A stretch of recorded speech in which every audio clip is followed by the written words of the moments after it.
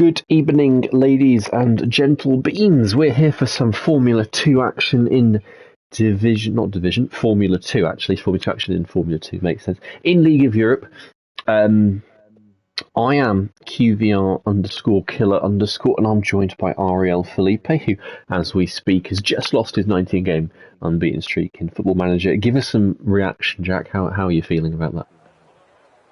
Well, it could be better, could be worse. We still have an 8-point gap at the top, 8 games to go.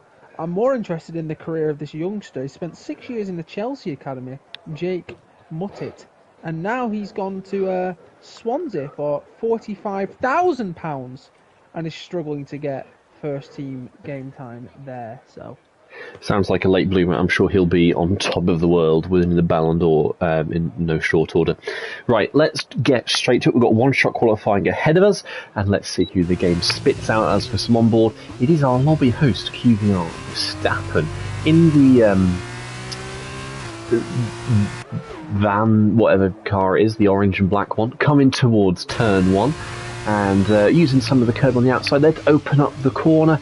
Drift the car in, straighten it nice and early, stay to the right hand side as you go down the hill, use the curb on the inside to shorten the distance, and then this horrible little sequence of corners, turns 3 and 4 and 5 and 6, they come at you tremendously quickly, irritatingly quickly almost in a car, like the F2 car that just understeers like a boat on the Formula 1 games and in real life, but Rocco's already been disqualified or retired or something there. Little snap of oversteer for Verstappen on the exit of turn 10 there, through the kink of 11 towards 12. You can properly send it on the inside here. You can see where the track opens up on the way in, and then nice and straight on the exit to get the best run down towards the best overtaking spot on the track, turn 12.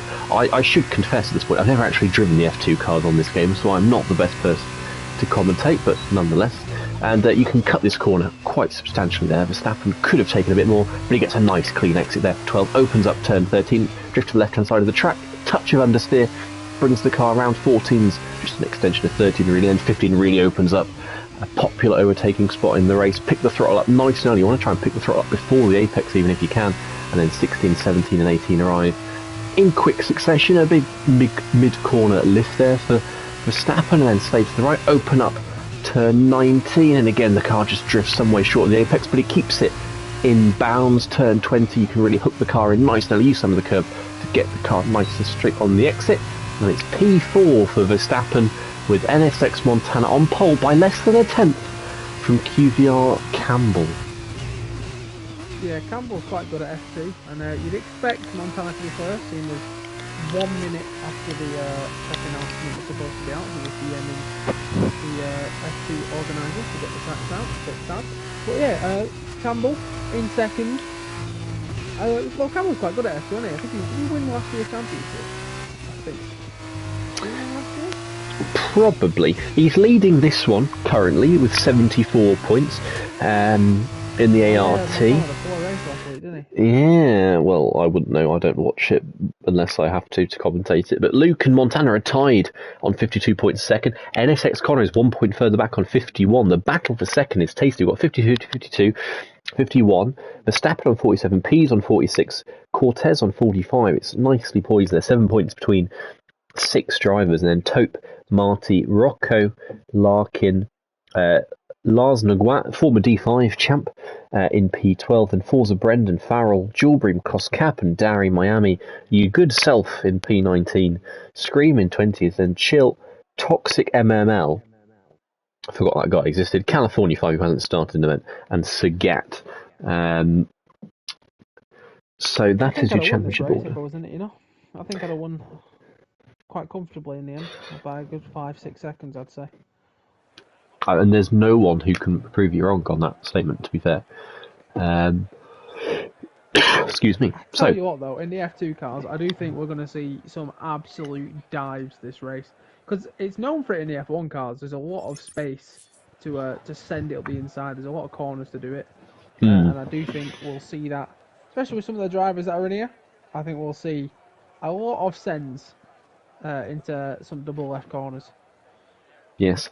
SENS, of course, in education, standing for Special Educational Needs and Disabilities, which is what I'm sure we'll be seeing on display with some of the driving to come, no doubt. Yeah, as you say, like turn 1, watch and board from Taupe, who is on pole for the sprint. You can see how wide the entries into turn 1. Turn 11 we saw on the qualifying lap as well. Turn 12 and 13 and 15 also have very wide entries, which really opens up the space and just invites drivers to have a little cheeky send. Everyone should be on the same tyres. Indeed they are. They're all on the medium tyres, saving the ultra soft for the main feature race to come. I can't even remember. Was this the season where F2 had 2 sprint races, or 1? I think it's still 1. How has Luke and Connor got the escape? They're so far apart. I don't know. Let's. Has Luke just straight line the start into Connor?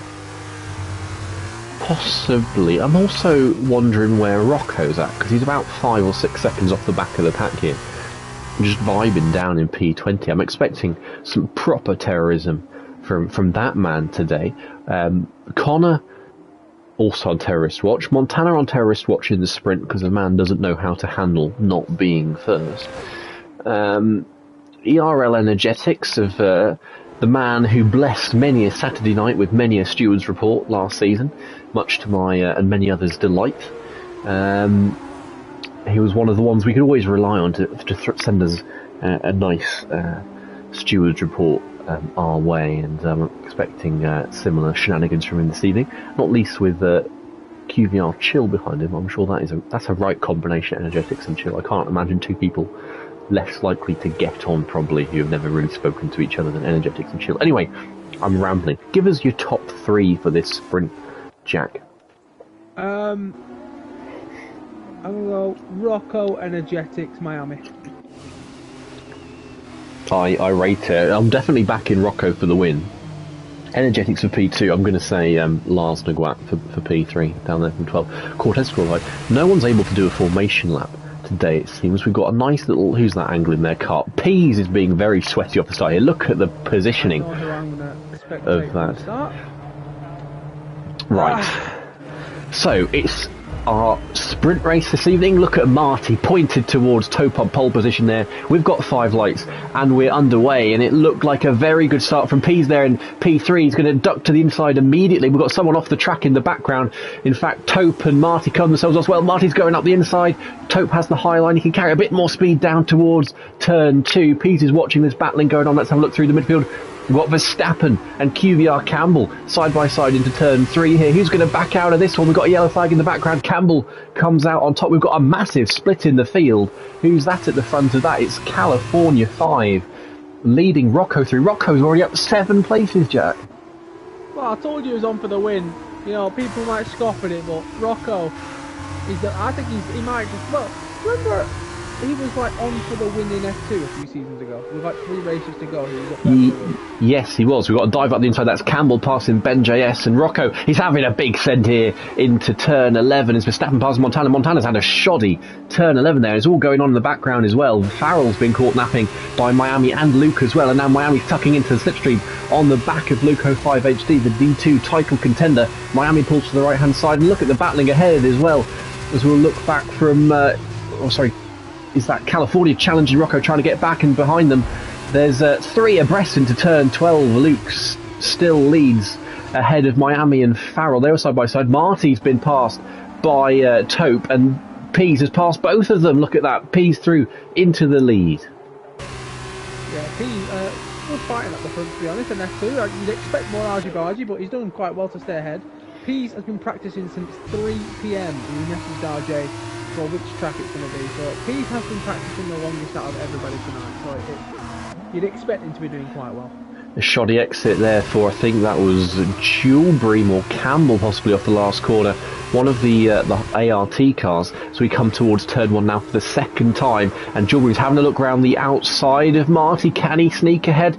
Taupe and Pease are going out into turn 1 as well for the lead of the race. Pease just about hangs on, and Julebream, I think, has got ahead of Marty. So Marty's had a very poor first lap. He's going to lose out to Ben JS here as well, possibly through turn 5. Just about keeps ahead, I think. Julebream saved them a little bit there. And what's happening in the background?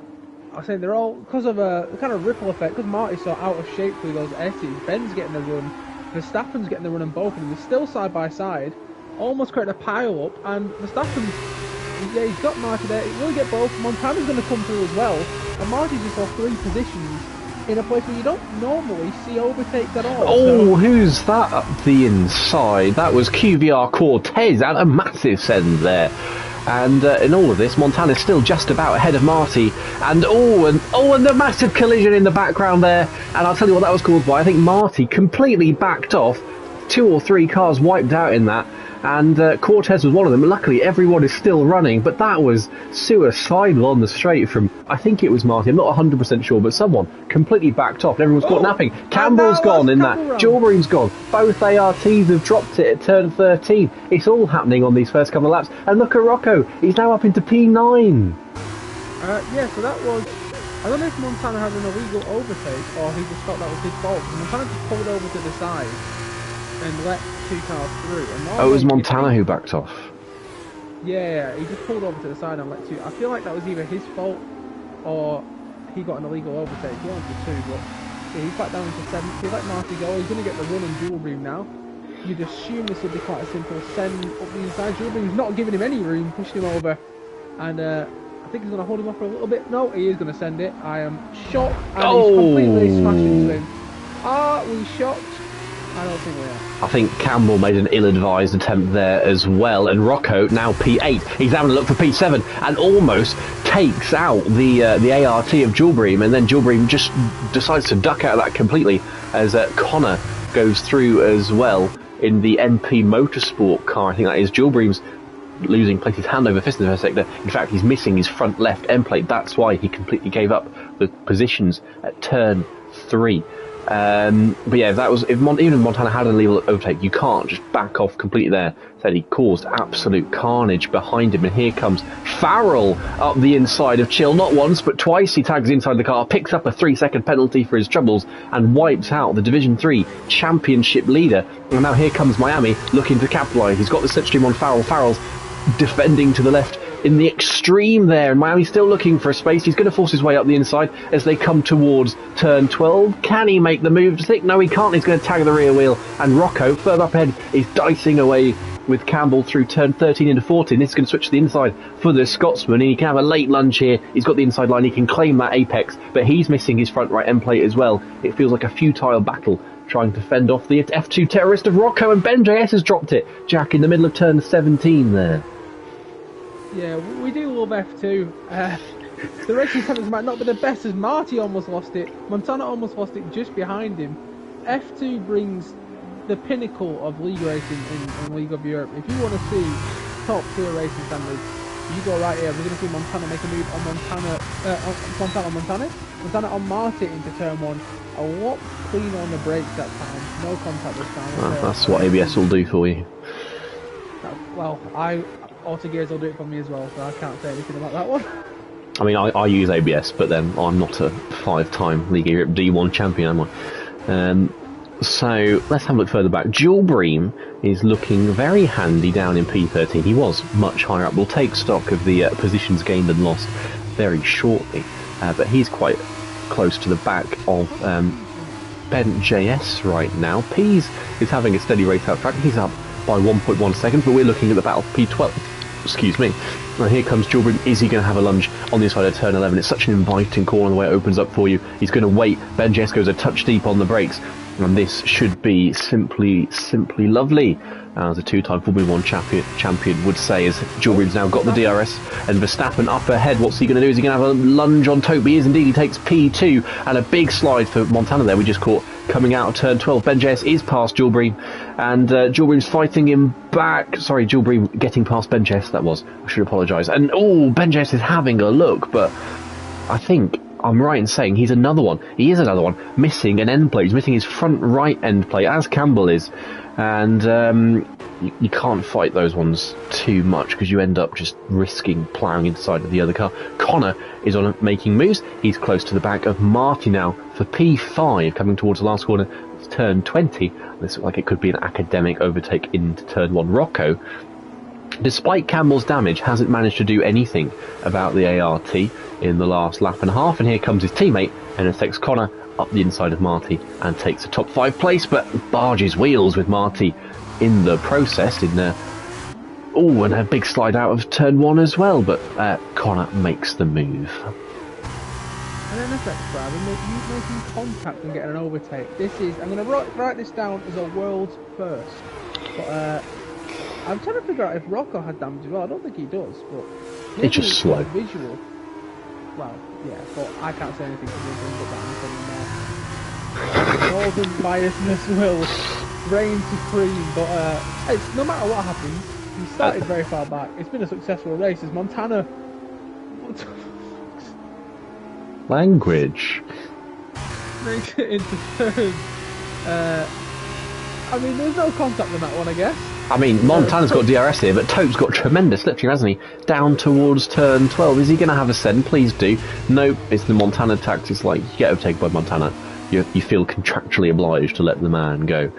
Campbell is actually looking to fight back from his wing damage, because he's closing back in to Marty. We've got a couple of penalties coming in. There's one for Chill, who, speaking of, has just been passed by Miami there. We're looking into turn 13, and Chill gets a little out of shape. Oh, Miami gets very out of shape, loses 2 places, nearly collected in the back by Ayate Dari, who then does hit the back of Chill into turn 15. People can't keep their noses clean today.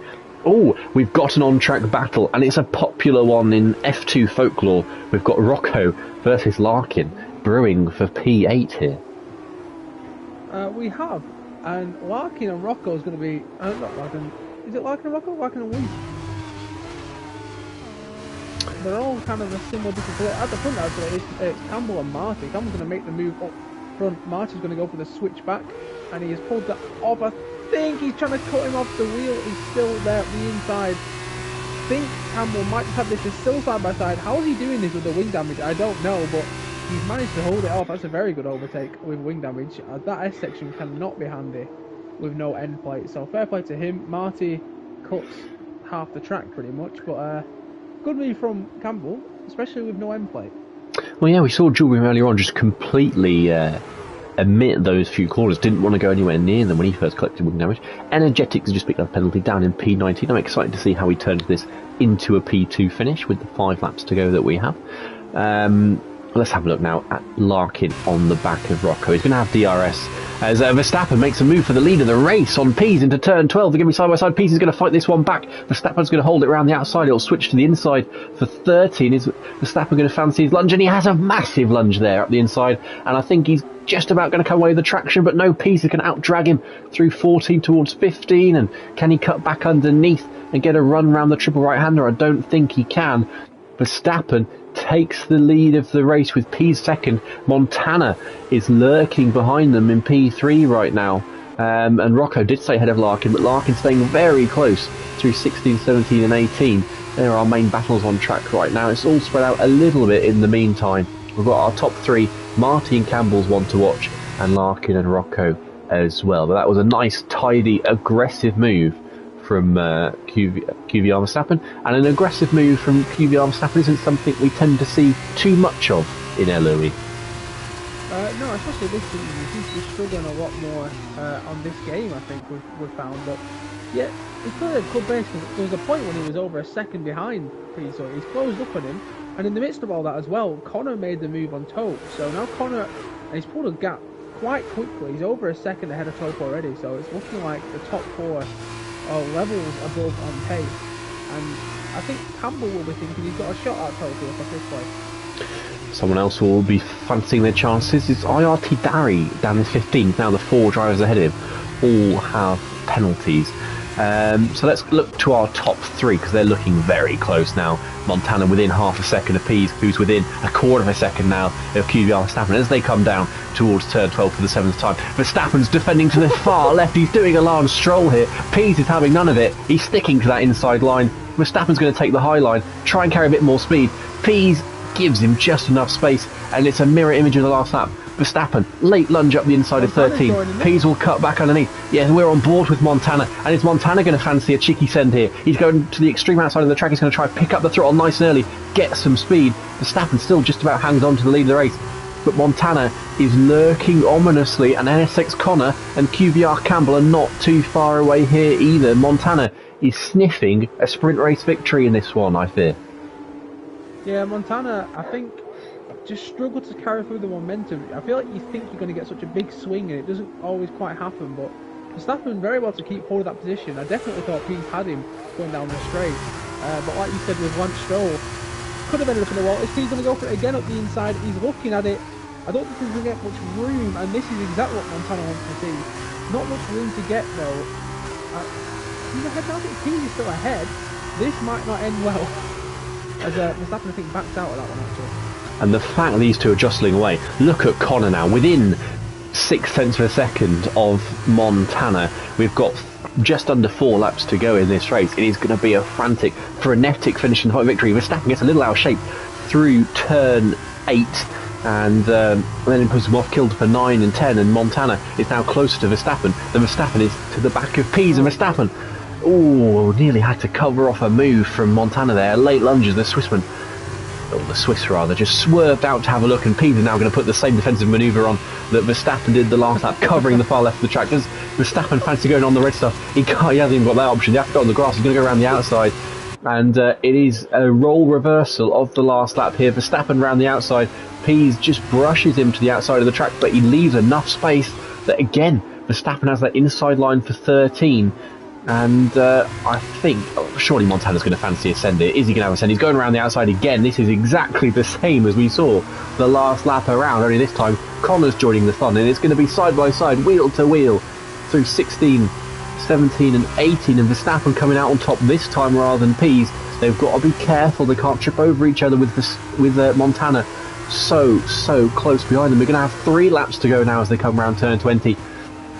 And, oh, look at the exit Montana's got here. He's got a tremendous run on Pease, and he might finally make his move for a top 2 place here. Connor's just dropped off a little bit, and Pease might have to attack Verstappen here to defend himself from Montana. Montana's going around the outside. He's favouring that line. He's not wanting to go up the inside, but there's nothing doing there for him, Jack, and he's just having to settle for that P3. And here when you call me Jack, that felt so strange. I don't think I've ever... Have you called me Jack? I've heard Nolan... Felipe, as Pease now picked up a penalty, and what I was just thinking in the last 2 laps, Verstappen and Pease fighting each other, they were almost making like a roadblock. There was nowhere for Montana to go. He had the better run out of most corners. There's a little bit more of a gap now between Verstappen and Pease, where Montana might feel comfortable to go for a dive. He fakes it again. That's what it didn't throw off Verstappen. It hasn't thrown off Pease either. And if these two just keep repeating what they were doing, which it looks like they might, they're creating a little roadblock where there's no room for Montana to really find a way through.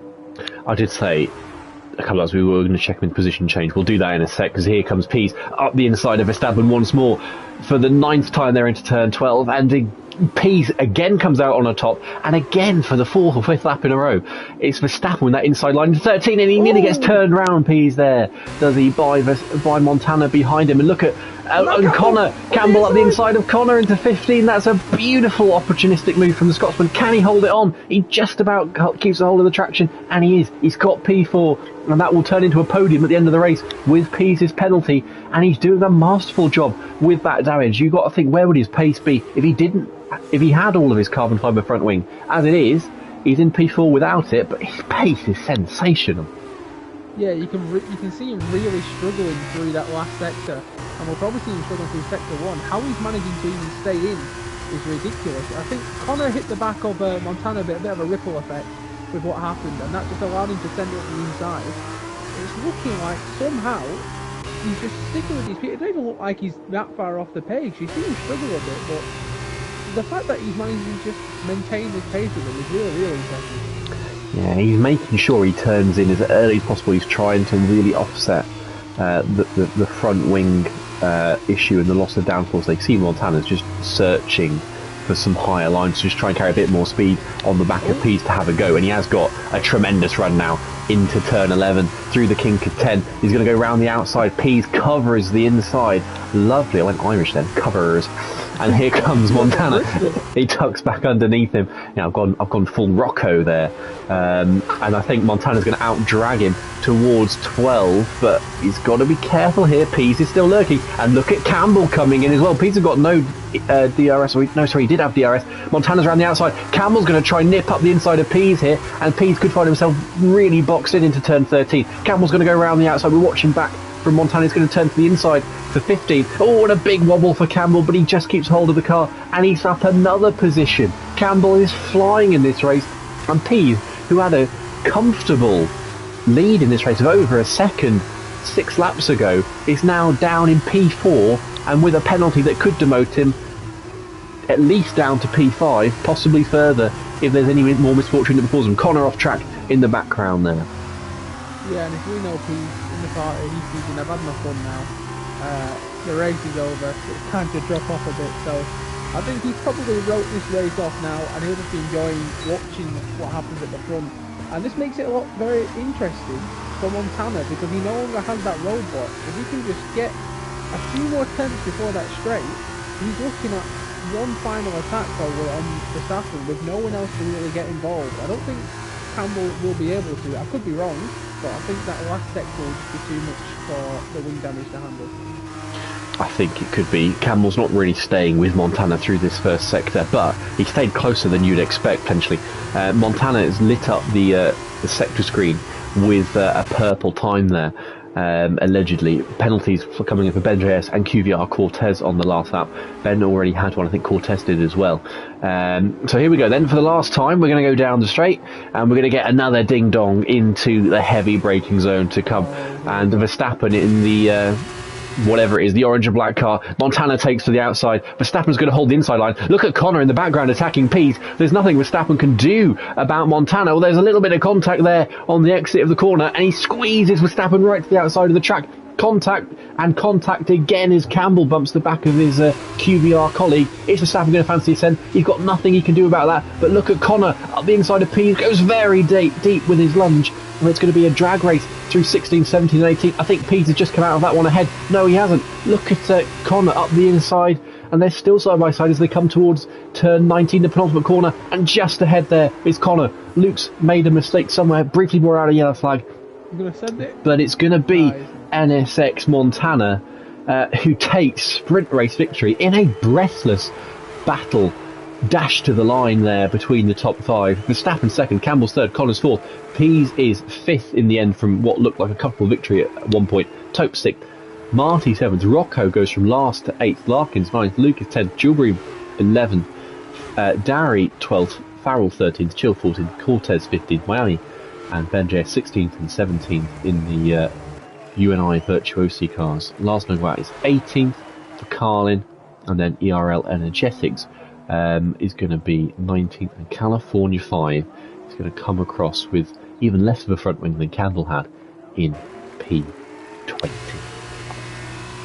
Yeah, I think it looked like on that last lap, I could be wrong, but it looked like Verstappen went deep on purpose going onto the straight, hoping to just get a better run coming down of it, just to get better straight line speed. But Montana's run was so good, all it did was just close the gap even more. So I'm not sure if that was a plan that backfired or if he did just go too deep by accident, but either way, Montana's car was a bit of a jet engine down the straight. It was indeed, and I think it's very telling, isn't it? I'm sure Montana would pick me up on this anyway. But I said earlier on when I said I fear Montana has a chance for a victory now, or whatever it was I said. No hiding our agendas in the commentary box. We don't need to see another NSX Montana League of Europe title. We've had enough of those. We haven't had enough QVR Campbell ones because the man had a 26-point lead and somehow managed to blow it, didn't he? With 2 races to go now. Remind us all that it wasn't his fault, but it was his fault. Yes, at QVR Nathan and XL Neo, if you're listening, you're in his head still. NSX Montana wins from 10th on the grid. QVR Verstappen takes P2. Campbell P3. In the end, the sprint race grid didn't really shake up the order too much. Connor is 4th. Pease is 5th. Tope 6th. Pole sitter Marty drops to 7th. Pole sitter Tope to 6th. Second place man Marty to 7th. Rocco ascended from last to 8th in that race, did most of it on the first lap. Then Larkin, Luke, Gilbrim, Darry, Farrell, Chill, Cortez, Miami, Ben Jess, who had some misadventures in that race, then Lars, Energetics and California, and all 20 drivers finishing the first round, but there were quite a few penalties that came in, and with a longer race and some pit stops to come, perhaps we might see penalties play more of a factor in the battle for victory this time. It's a nice, dry, sunny race ahead of us, and let's see what tyres everyone goes for, who's going to be on the alt strat, who's going to be on the main strat. And are you seeing this panning any way other than how the sprint race turned out in terms of result, Mr. Jack Dylan Nolan Booth? Well, I mean, Montana got to first from starting, 10th, and now he's going to start first. The only way I can see it changing, really, is a safety car. However, I will say, with Campbell just behind him, Campbell did that performance with damage. So if he can get away with no damage this race, I think it won't be as straightforward as it looks with Montana. I think Campbell could give him a run for his money, and we could see a fight between the two. I also think watching Verstappen will be interesting, because he showed really good pace that race. He did, but I think the last lap also showed that had it just been, to quote one old school 3000, in a vacuum, he would have been significantly slower than Campbell and Montana. Right, we've managed to witter our way through the countdown, so let's see what tyres everyone has chosen, shall we? And then we've got another 120 seconds or so to witter until it's lights out. Lovely Aramco branding there. Visit Saudi, I'm sure. We've got most people on the alternate strategy, actually. Montana, Campbell, Connor, Cortez, Ben JS, all in the top 6. 5 of them going for the medium tyres.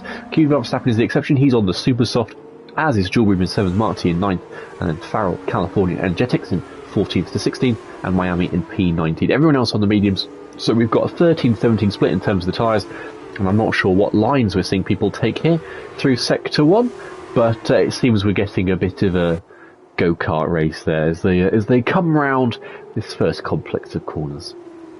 Yeah, Luke with an impressive move there, going all the way wide. He's finding out the lines. I think he's just trying to find the cheat code, figure out where the grip is off the track, and we'll see if he sends it later on. Maybe get another disqualification on a car that is starting 10 places ahead of him. But as you mentioned, some people starting on the I was going to say Hypersoft for a moment. That would have fine, wasn't it? I don't know why, because they had a super hard that year, but they never used super hard. I don't know why they didn't just bump all the tyres up one and turn the Hypersoft into the Ultra, and then actually have a tyre called the super hard and just use it. But anyway, thankfully we live out of those days now. We just have the soft, the medium, the hard in Formula 1. I don't know why they still exist in Formula 2, because I don't think they do in real life. As Luke takes the lead of the race there in the high tech from his teammate Ariel Farrell. In the LOE on Saturday, we did see a very rare, uncharacteristic error from Luke when he crashed out of the race early on. How did he react to that? What was his feeling at the time? You're his teammate.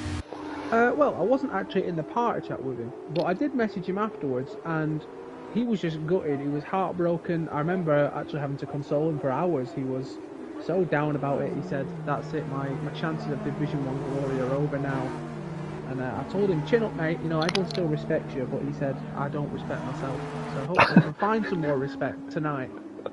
He said F2 is my redemption story, so we'll really see what he's got tonight. And he said, "I'm going to show those haters wrong. I'm going to get an F2 podium." Shades of the talk after the from Tommy Fury after the Fury Paul fight that we saw the other day. How much it meant to Tommy Fury to win that scripted YouTube boxing match. Anyway, we've got Montana and Campbell on the front row. In theory, I think from the sprint race, the two quickest drivers lining up alongside each other. So let's see how they dice away into turn one. If we could get a nice camera angle, that would be good. We're not going to get one, but we're underway for the feature race, and it looked like Montana got a very clean start there, and he streaked away from the field. A poor start for Cortez, I think that was, in the middle. Campbell can do nothing about it. Let's have a look further back. I can see something other than someone's front nose. Verstappen is under threat from Connor as they come towards turn 2, and contact between them as well. Connor making the move. Verstappen didn't need that on his super soft tyres as they filter through turns 3 and 4. The top 2 have already broken away. We've got a bit of side by side further back in the field between whoever it is. I think it is Farrell and Pease for P9 and 10. And who's going to come out of that one on top? I think it's just Farrell for now as they come through turn 8 and then over the crest of 9. Pease isn't going to give this one up. And he's forcing his way through, forces Farrell to take the high road there. But Farrell is still out of this on top, but Pease is going to have the inside line for turn 11, and he's going to make that lunge on that wide entry, and Farrell will carry more speed, get better traction on the exit. They're 2x2 as they come round in the background. Rocco, this time, has started last and stayed last. Pease is finally ahead of Farrell, but Farrell's not giving this one up yet. He's got the outside line. He's got a bit of a better run as well as they come towards turn 12. No overtakes going on ahead of us, and it's going to be Farrell around the outside, drives into the side pod of Pease. But the nature of this track, the battle's going to carry on all the way around the track, and Larkin is trying to get involved in this one as well. He's shaping around the outside of Pease, and Pease might have to go turn fence into attack here to keep himself ahead of Larkin. Takes a very tight line, and Larkin's going to get better traction, clean up the inside, and I think Larkin is through, and indeed he is up into P10, but a very clean opening lap compared to the sprint race there. Yeah, you can almost hear the party bus, can't you, during some of these fights that we see on track. But contact in the background. Rocco is, I don't know where he's going. He's off to Miami or something because he is way wide. And we said it was clean, and now we're seeing all sorts of fights at the back. Luke and Miami having a scrap. Miami's going to look to the inside again. He's on the fresher tyres. They're having a little bit of a scrap at the back. Rocco makes a dive as well. The 17th. All the positions matter really, and we're trying to earn an F1 seat. That's what this is all about for these drivers. Pease is ahead of Larkin still for now, but Larkin is eager to get through. And I think we could see a little tasty scrap between these, as at the front, Campbell's still holding onto the back of Montana quite comfortably. He is indeed, and Verstappen has now found his way back into the fight after the top two looked to have ran away on that first lap, and Montana is gonna have to be careful. He can't afford to make too many mistakes like that. Look like he just went a bit deep into turn 11. Of course, worth noting, Verstappen is on the super soft tyres. Marty passes Cortez there in a battle for P7 further down the field. We will now get our interval gaps on now that we've had a lap or two of racing, and Campbell's going for this, and Montana more than happy to give some space. And Montana driving like you indeed too there, Jack. He was being far too generous and giving up a second place, trying to get on the traction power too early there. He's just about come ahead of Verstappen. No, he hasn't. Verstappen is ahead into 15, and Montana, in his generosity there, gave up not just a place to Campbell, but a place to Verstappen as well, and that could be very costly for the 5-time LOE champ later on in this race. It's very rare that we see Montana on the receiving end of a move like that, but it has happened. And look who's behind him. The man who got punted by him last race, Jewel Dream. Will that still be fresh in his mind on the fresher tyres? Will he be wanting to maybe send it back? We will find out. But I think at the moment, Montana's worry is how long is Verstappen's tyres going to keep him at this pace, because he needs them tyres to drop off pretty quick. I'm not saying there will be QBR cohesion, but there's going to be QBR cohesion. Oh, a bit of contact there between Chill and Darry. Chill just passed Darry, and then Darry hit the back of Chill on the exit of turn 1. We need a compilation of me going, ooh, in commentary, because it happens. It's the Gary Neville, isn't it? Yeah, it happens multiple times. Like, ooh, ooh, ooh, ooh. Marty is hounding Ben JS here. I think he's a little bit cocky this season, is Ben. I think he's become a little bit full of his abilities. I heard, was it you that told me Ben JS in one race was like, oh yeah, he's confident that he's going to win China. Yeah. And he was certain he had the win. He was saying he was confident. But Brazil last season put thoughts in his head. It's easy to be confident in DC this year, isn't it? It's an absolute, if we're being honest, it is a load of rubbish. We're all crap. We're all terrible. But Montana, I thought he was going to go for the move there. He's held off a little bit. Verstappen keeps second for the time being.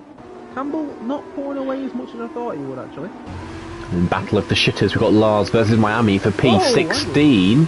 Oh, and a big moment for Lars. Just about caught it. Rocco nearly slammed into the back of him. Instead, he's now passing Lars into turn 15, and he's up back into 17th place, which I think is as high as he's been in this race. Pease and Farrell are in very close company in a battle at the bottom end of the top 10 for P9.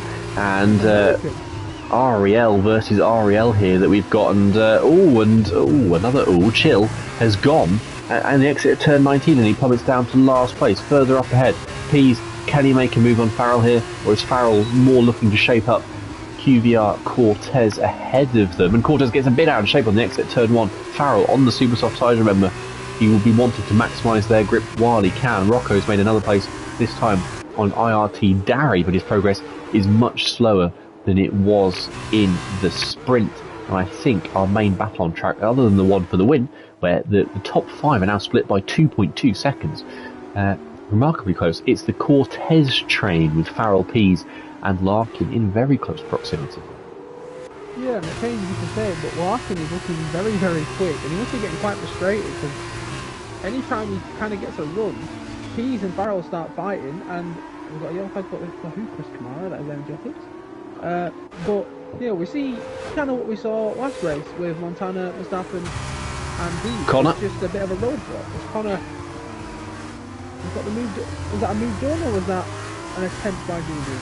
That was a move done on Gilbert. Gilbert got a penalty on. I think those super soft tyres are starting to go a little bit. Look at Verstappen; he's now outside of Campbell's DRS, and I think he's going to do a job here if he can, a solid for his QVR teammate, and just back Montana up as much as he can before he comes into pits, which I'd imagine would be quite soon.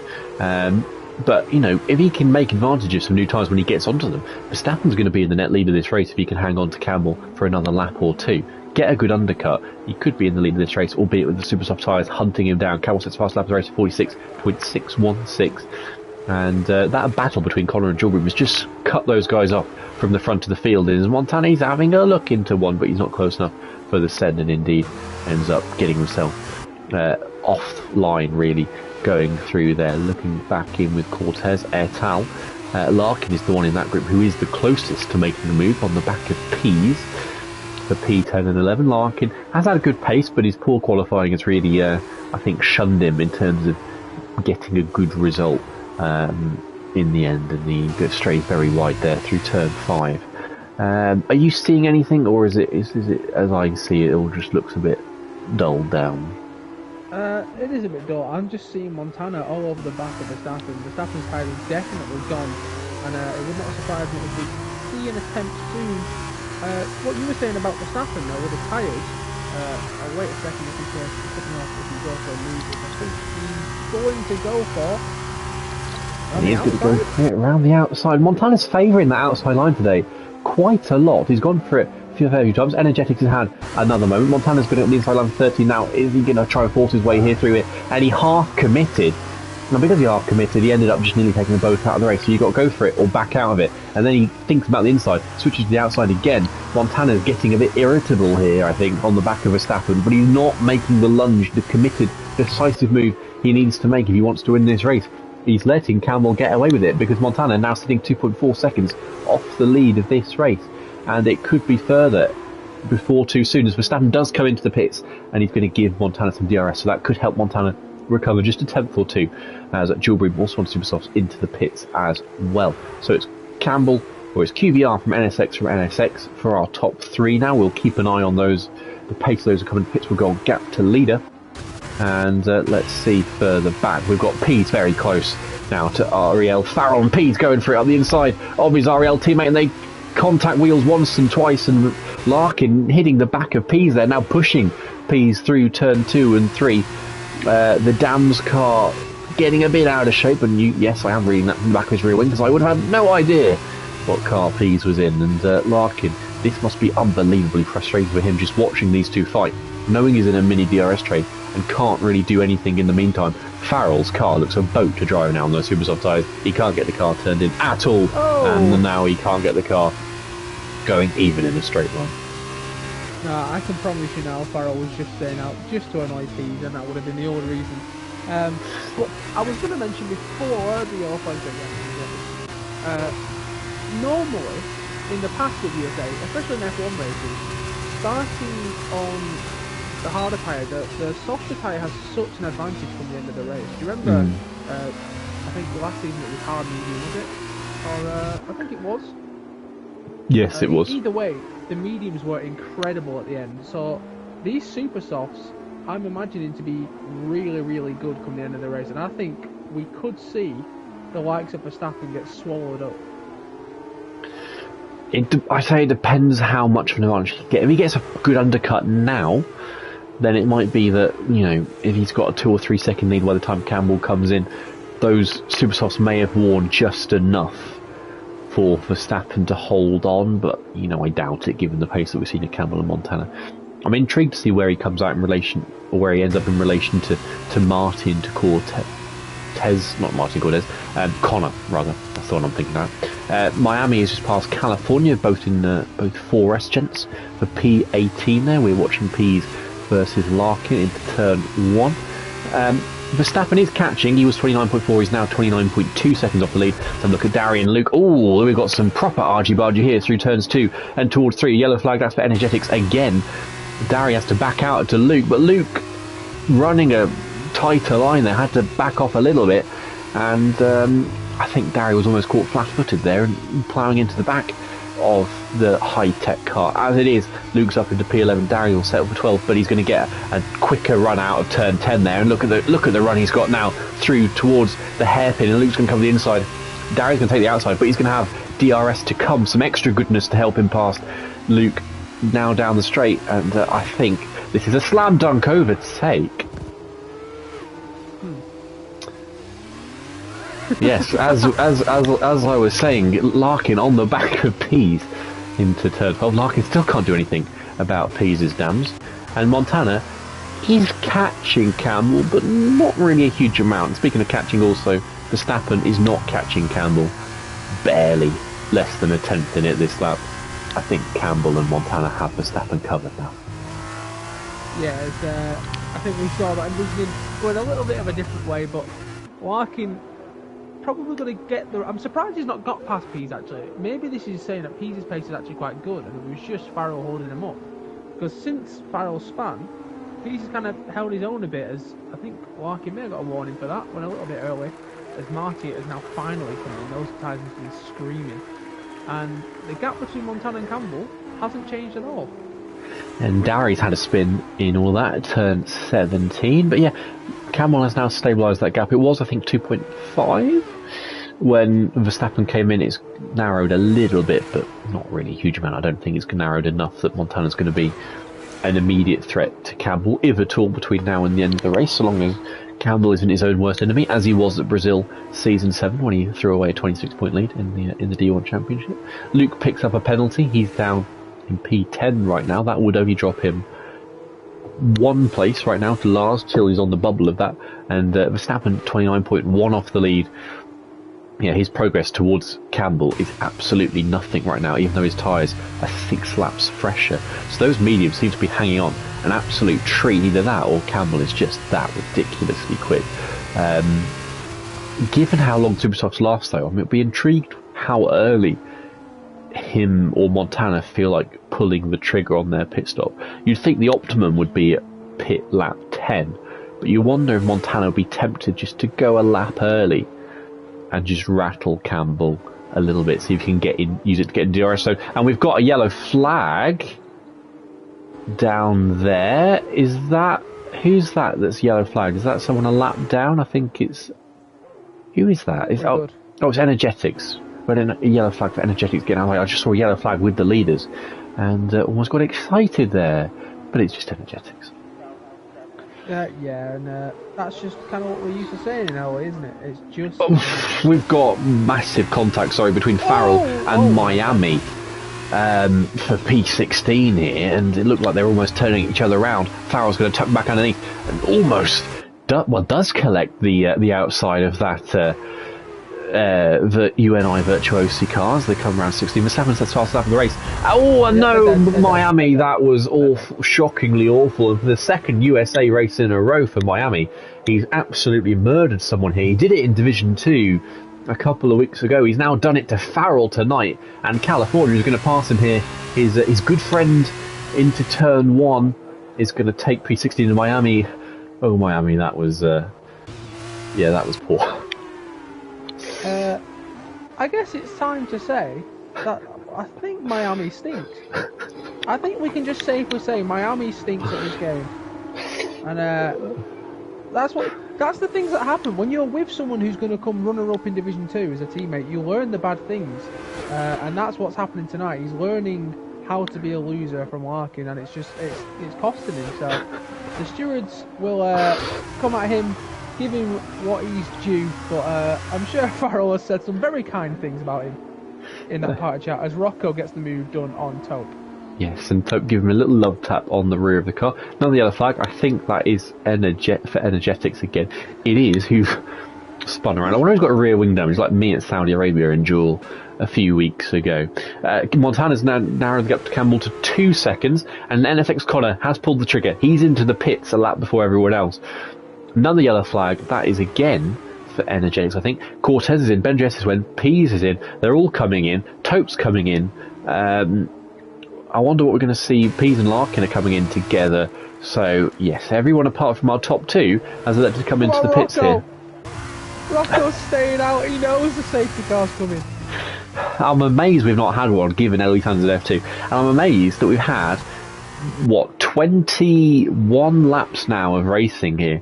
We've not had a driver retire yet in either race. So that is quite remarkable. We've had 20 laps of F2 driving around Kota, and no one has managed to put it in a wall. So Verstappen now takes P6. He's gained another 3/10 on the back of penalties coming in thick and fast there for Larkin and Energetics respectively. He's taken another 3 or 4 tenths out of Campbell since we last said, 28.7 now. It'll be enough, I think, that he'll be ahead of Campbell when Campbell comes out of the pits, but I think he'll get overtaken very, very quickly. We've got a yellow flag. That is Energetics once again, but because he's in the middle of the pack, I have to keep going back to check just to make sure it's not somebody else. Has anyone come out of the pits into a close fight? There goes Energetics once again. I'm just not going to give the man any mention now. He doesn't deserve it. You'd think a man who drives buses for a living would be better at keeping their vehicle on the road, but there we go. Let's go back on interval now. And let's see where our close battles are. We have absolutely none on track. Chill is within 7/10 of a second of Lars. That is about it. So Hamill's in and Montana stayed out. Why on earth has Montana stayed out? Why do you think?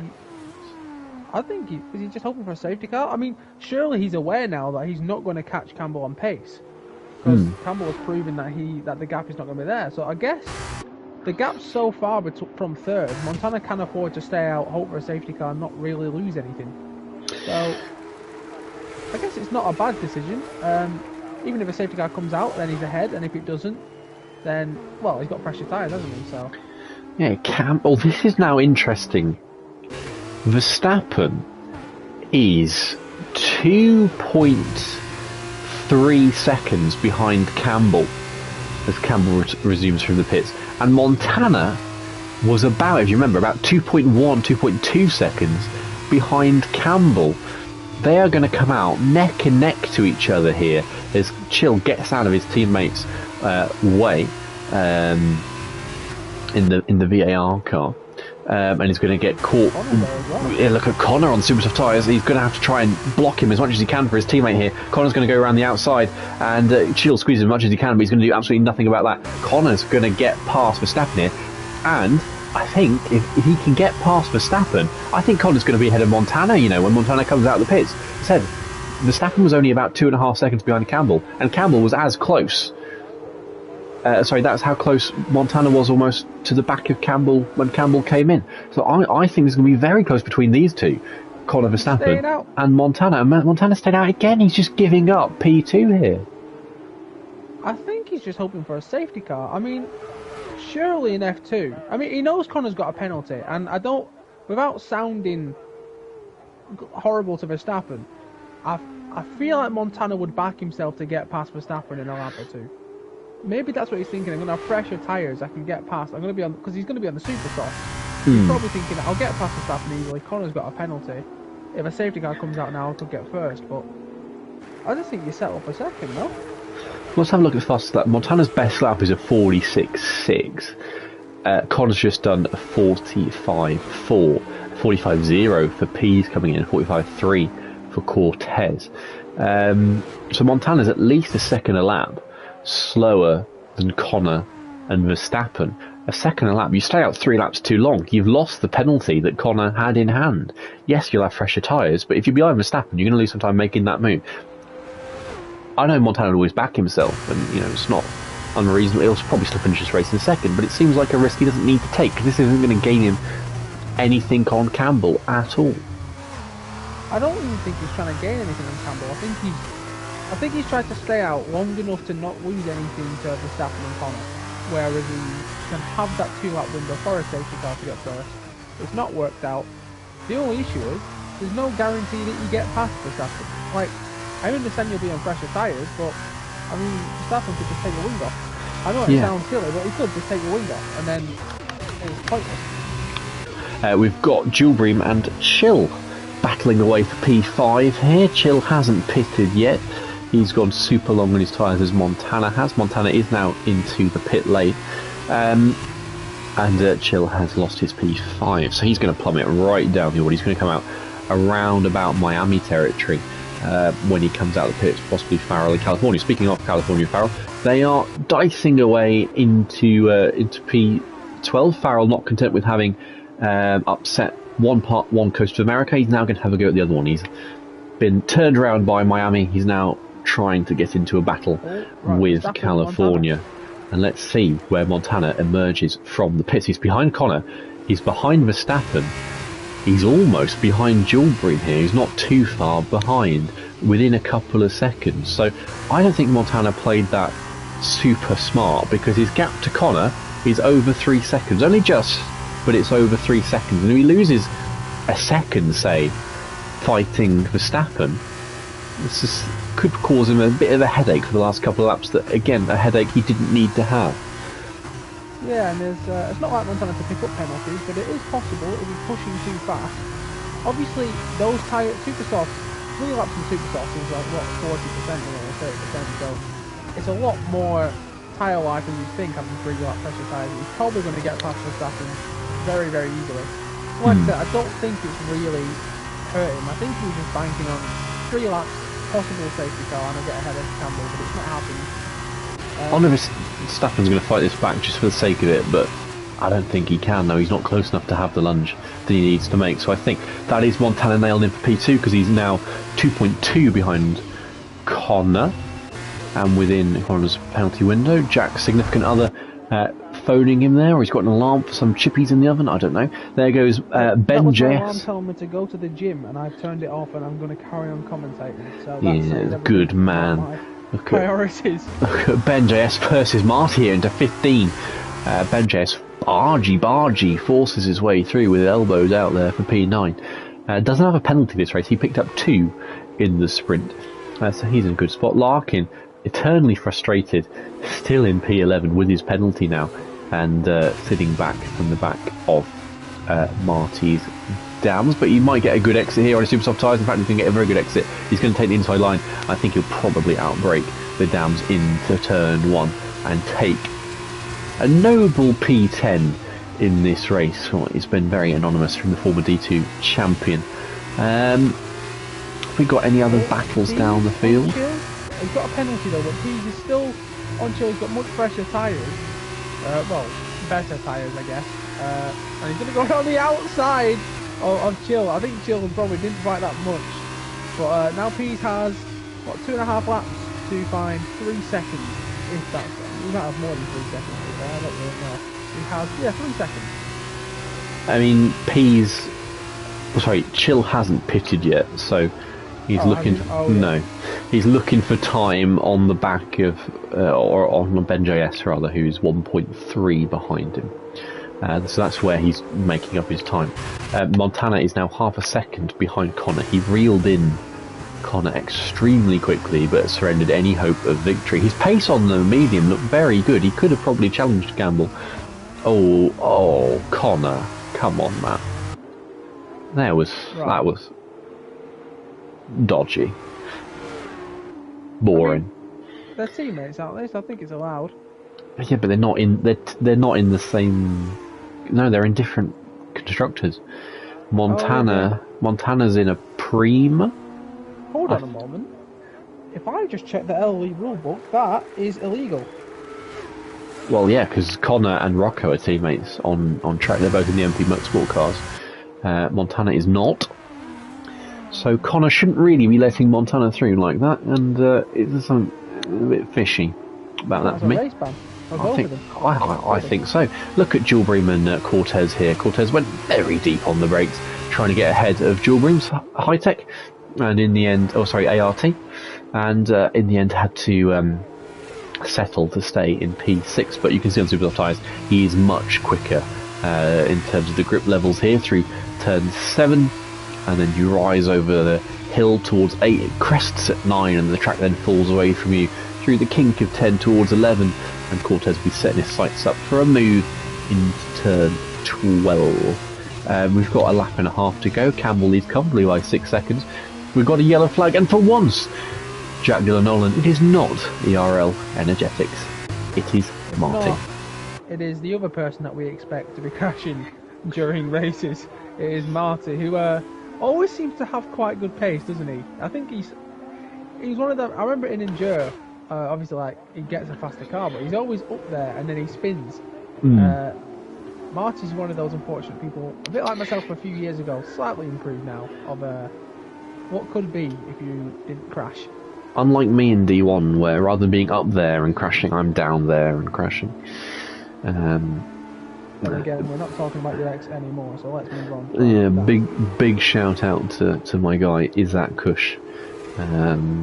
If you're in stream chat, drop us a follow, say hi. I love you, man. You're my favourite person in LOE. I hear he's dedicated his next race to Newry. So Montana, on the last lap, 5.5 seconds to gain. Can he find it? I highly doubt it. But you never know. We've seen Lewis Campbell bottle from the lead before. Did you know he bottled a 26-point gap from Division 1 with 2 races to go? I did not know that, and a big shout out to QVR Nathan. He's former F2 champion. If you're in stream chat, remind us how it felt to deprive a Scotsman of his title. I mean, this was just rewards for Nathan, wasn't it? Because you remember when it was Nathan versus Campbell in F2, there was a concerted campaign. There was a concerted campaign at the last race to help Campbell win the championship. Nathan didn't speak for 3 months thereafter. And then Nathan beautifully returned the favour at Brazil Season 7 with some Red Bull shenanigans. So you know what goes around comes around. If Campbell hadn't benefited from this, from the Nathan boycott at Bahrain a couple of seasons ago to help Campbell win the title, he could be a D1 champion right now. Yeah, a little bit shaky. He stands with a 5.2 second lead as Larkin passes Ben JS on the last lap of the race into turn 12. Is Ben JS going to fancy a move back? I don't think he's got the tyres. I think he's got the minerals for that. And it's QVR Campbell who's going to take victory here through turn 19. 1 corner to go. He rises up over the hill of the final corner and he's going to take a superlative victory in League of Europe Formula 2. NSX Montana inexplicably threw away the win by staying out an extra 4 laps. He comes home P2. Connor will take 3rd. Verstappen, a low-key 4th for him. Cortez will be 5th on track. We'll see how the penalty shake out. Julbream 6th. Pease 7th. Larkin and Ben JS in close company for 8th and 9th. And then Rocco made up, I think, a combined 24 places across the sprint and feature combined. He's there in 10th. Tope 11th. Marty 12th. Luke is going to be 13th. Jumps Marty on penalties. Miami will be 14th, also jumps Marty on penalties, and Lars across the line, he jumps Miami, then California. Farrell, who was turned around by Miami in that race, remember, and then Marty is finished. Chills finished down in 18th after his gargantuan stint. It's going to be Darry 19th, and the RL Energetics, the big bus driver himself, down in P20. Yeah, can he finish the lap? We've got 1 minute 56 to go.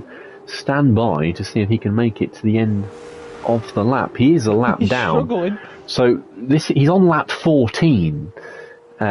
We can see from our screens. So he's going to finish 2 laps down.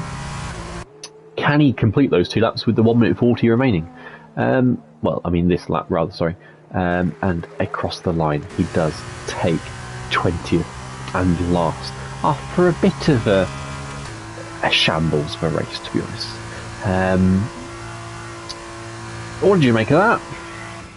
Well, I'll say congratulations to Lewis, first of all, finishing in first place, something he could not do in the Division 1 season when he bottled a 26-point lead for the championship.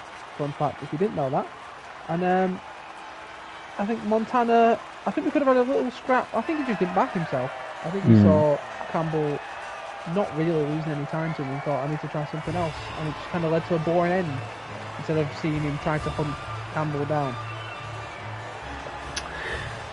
Yes, and we're not going to do any post-amble because I can't be bothered.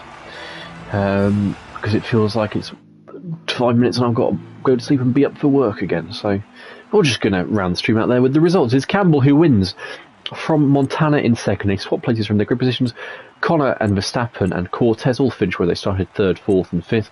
Jewel Bream, sixth. Pease, seventh. Larkin, eighth. Benjace dropped 3 places to P9. Rocco 10th, Tope 11th, Luke 12th, Lars 13th, Miami 14th, California 15th, and Farrell, Marty, Chill, Darry, Energize. We got through 2 races in F2 without a safety car, without a retirement, with barely a spin, minus energetics. That was a remarkably clean set of races by League of Europe standards, wouldn't you say? Yeah, I'd say it was overall, I mean, no safety car. We saw a bit of bumping and grinding, but overall, and I will say congratulations to Montana for breaking a record today. It is only 2 stupid moves that he went for this race, which is an all-time record in his LOE career, so fair play for that. Yeah, big shout out Montana, what an achievement. Forza Brendan says in Discord, he says the variations of was beautiful to listen to, so thank you.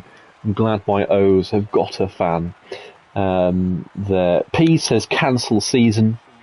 Campbell says F2 cars without OP.